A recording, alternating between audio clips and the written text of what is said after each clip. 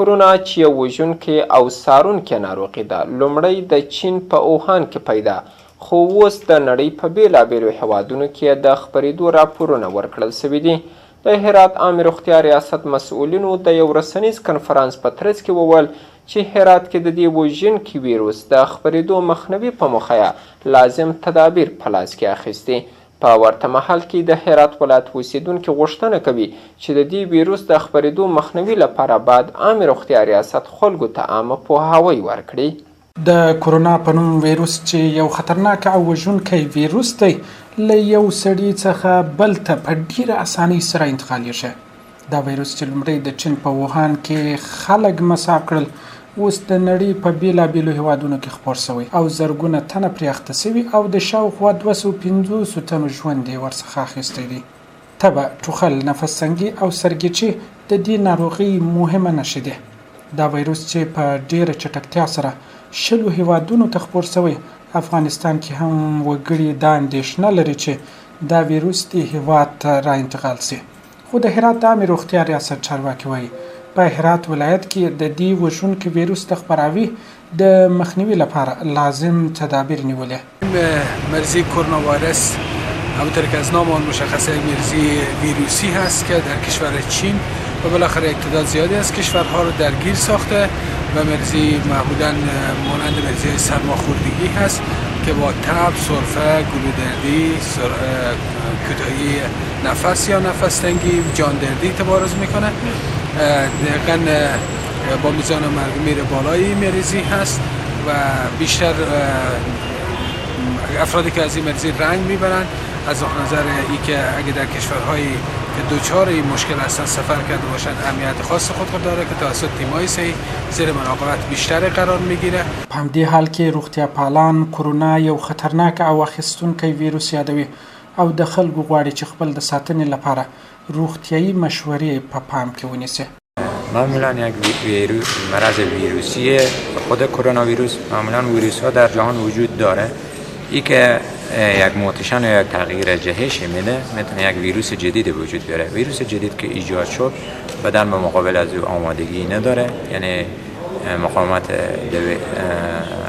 بدن پایین هست و آشنایی به او نداره و باعث ایجاد مشکلات شدید تنفسی میشه و حتی باعث مرگ میشه. در جهان اطلاع داریم بیش از نزدیک به 15,000 نفر مصاب شدن و حدود 304 305 نفر وفیات داریم.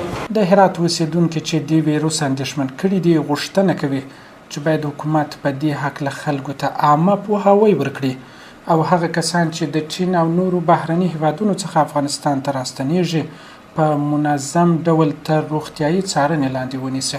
مریضی جدید که به نام کرونا از کشور چین و امو شهر هاوانی به ثبت رسیده و تا به حال به 21 کشور انتقال یافته و سرایت کرده یک مریضی ساری بوده و باید پیشگیری ما قبل از این مریضی گرفته بشه و راه جلوگیری از این و برای مردم آگاهی رسانی بشه تا درباره از این مریضی اطلاعاتی به دست بیاورند. ویروس کرونا که امروز زیادی از شهروندان ما به تشویش از این هستند که ویروس چیکار میکنه و چی میشه،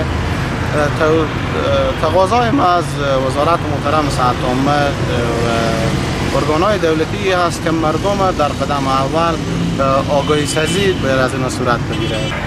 این ویروس که هست خیلی مردم افغانستان نگران کرده و امیدوارم که نفرهایی که در چین آموزش می‌بینند این نفرها دارای صحت کامل در افغانستان بیارن، چون که افغانستان تا حال در این ویروس مبدل نشده که این ویروس بیای به افغانستان. امیدوارم که این کار صورت نگیره.